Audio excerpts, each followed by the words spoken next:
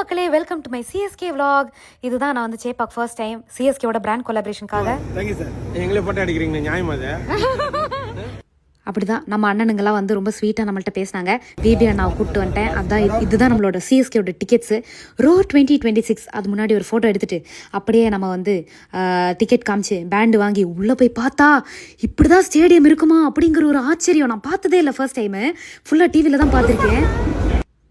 ஆமாம், எல்லாம் புதுசாக இருந்துச்சு. அதுக்கப்புறம் வந்து இப்படி நிற்கவே ஒரு மாதிரி செம்ம ஃபீலிங்காக இருந்தது. எஸ்பெஷலி இது வந்து சிஎஸ்கே ஒரு மாதிரி ஒரு கொண்டாடுற ஒரு செலிப்ரேஷன் ஈவெண்ட் மாதிரி.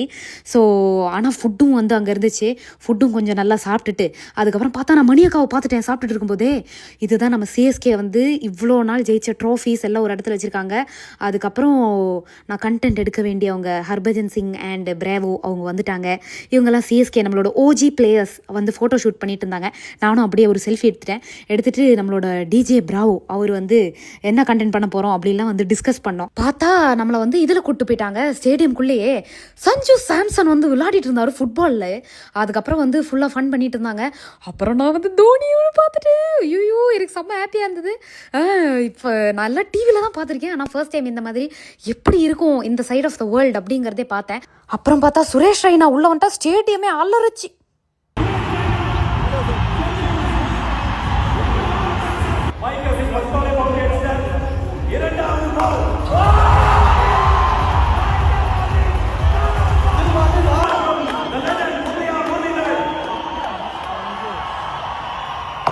அப்புறம் நான் இவ்வளோ தான் வீடியோ எடுத்தேன். அதுக்கப்புறம் ஃபுல்லாக நான் என்ஜாய் பண்ணேன். நிறைய கிளிப்பிங்ஸ் எல்லாரோட ஃபோனில் இருந்துச்சு. ஆனால் இருக்கிற கிளிப்பிங்ஸ் வச்சு உங்களுக்கு நான் vlog எடுத்துட்டேன்.